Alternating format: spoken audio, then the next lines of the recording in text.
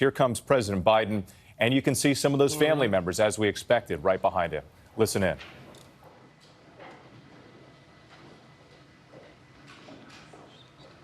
You got everybody? Well, good afternoon. And this is a very good afternoon. A very good afternoon. Today, we're bringing home Paul, Evan, Alsu, Vladimir. 3 American citizens and 1 American green card holder. All 4 have been imprisoned unjustly in Russia. Paul for nearly 6 years. Vladimir since 2022. Evan since March of 2023. And Alsu since October of 2023. Russian authorities arrested them, convicted them in show trials, and sentenced them to long prison terms with absolutely no legitimate reason whatsoever, none. Paul, a former Marine, was in Russia for a wedding. Evan, a journalist with a Russian, in Russia, was in Russia, assigned by the Wall Street Journal. Alsu, also a journalist, was in Russia to see family. All 3 falsely accused of being spies. And Vladimir, who was a Russian citizen by birth and holds an American green card, is a Pulitzer Prize-winning journalist and was a pallbearer at my friend John McCain's funeral with me. He spoke out against Putin's regime. And for that, he was convicted of treason. And now, their brutal ordeal is over, and they're free. Moments ago, the families and I were able to speak to them on the telephone from the Oval Office. They're out of Russia. Earlier today, they were flown to Turkey, and soon they'll be wheels up on their way home to see their families. This is an incredible relief for all the family members gathered here. It's relief to the friends and colleagues all across the country who've been praying for this day for a long time. The deal that made this possible was a feat of diplomacy and friendship. Friendship. Multiple countries helped get this done. They joined the difficult, complex negotiations at my request. And I personally thank them all again. I've thanked them personally, and I'll thank them again. All told, Russia has released 16 prisoners.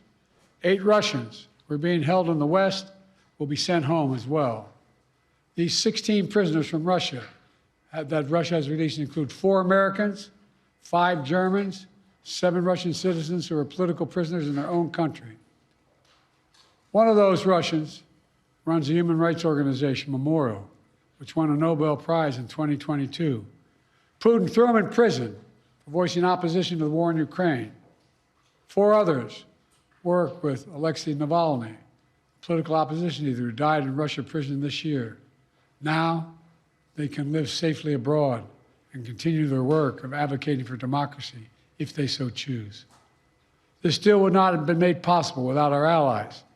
Germany, Poland, Slovenia, Norway, and Turkey, they all stepped up and they stood with us. They stood with us. And they made bold and brave decisions, released prisoners being held in their countries who are justifiably being held, and provided logistical support to get the Americans home. So for anyone who questions whether allies matter, they do. They matter. And today is a powerful example of why it's vital to have friends in this world. Friends you can trust, work with, and depend upon, especially on matters of great consequence and sensitivity like this.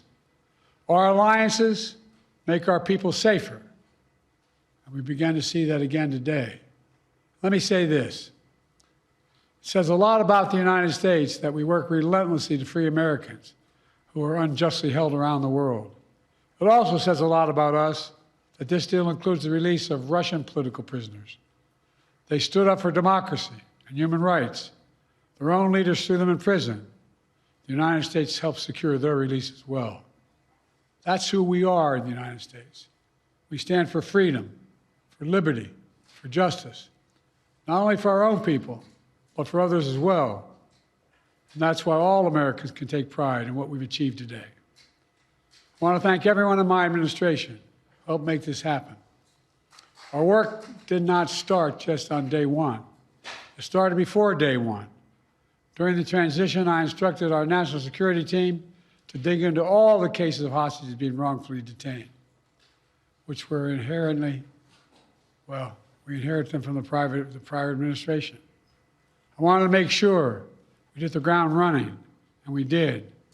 As of today, my administration has brought home over 70 Americans who were wrongfully detained and held hostage abroad. Many since before I took office. Additionally, I issued an executive order in 2022 authorizing penalties like sanctions and travel bans on those who hold Americans against their will. And my State Department has introduced new warnings for Americans about the risk of being wrongfully detained by a foreign government. Deals like this one come with tough calls, and there are never any guarantees. But there's nothing that matters more to me than protecting Americans at home and abroad. And so we'll continue to work for the release of all wrongfully detained Americans around the world. Let me end where I began, with Paul, Evan, and also Vladimir and their families. They never gave up hope.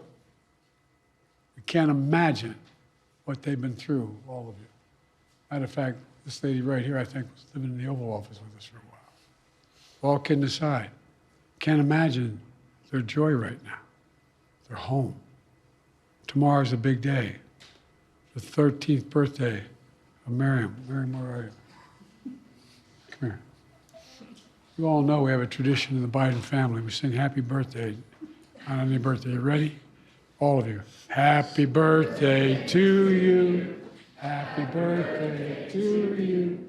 Happy birthday, dear Miriam. Happy birthday to you. Remember, no serious guys till you're 30. God love you. She's all Sue's daughter.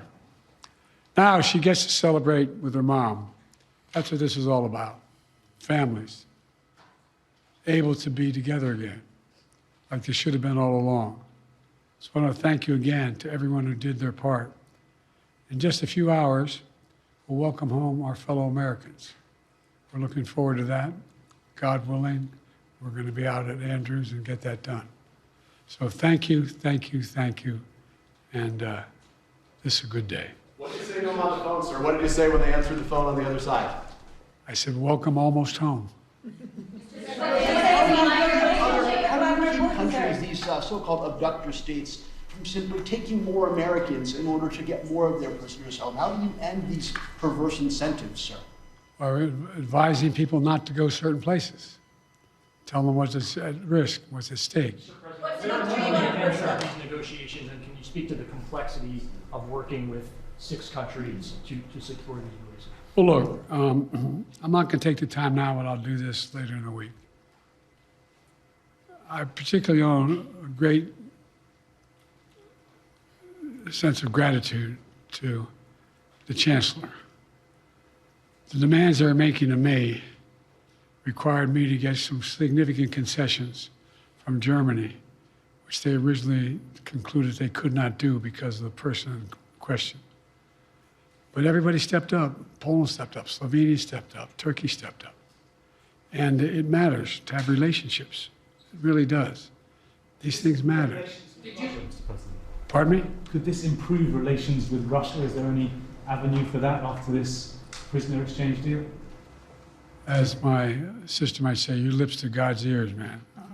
Did you speak with Vladimir Putin about this, or would you be willing to speak with Putin now directly? I don't need to speak with Putin. Anyway. How did you weigh that decision of letting somebody out who sounds like, by the way, we heard tonight? I got home innocent people. Thank you. All right. Thanks a lot. President Biden making those remarks from the White House. Say that again? Are you speaking with President Erdogan, one of the leaders about this? Yes, I've spoken to all the leaders about this. What do you say? How do you And by the way, as a father, look, you heard me say this before. I mean it. My dad had a simple proposition. Family is the beginning, the middle, and the end. Blood of my blood, bone of my bone. I can think of nothing more consequential. I mean it sincerely. And having lost family, not a different way, and not knowing what's happening, the circumstance when they're accidental, health, it matters. Mr. President, what did Germany ask for in response for their cooperation? Nothing. President What did Chancellor Scholl say? President Trump has said repeatedly that he could have gotten the hostages out without giving anything in exchange. What do you say to that? What do you say to President Trump now, former president? Why didn't he do it when he was president? Sir, what did Chancellor Scholl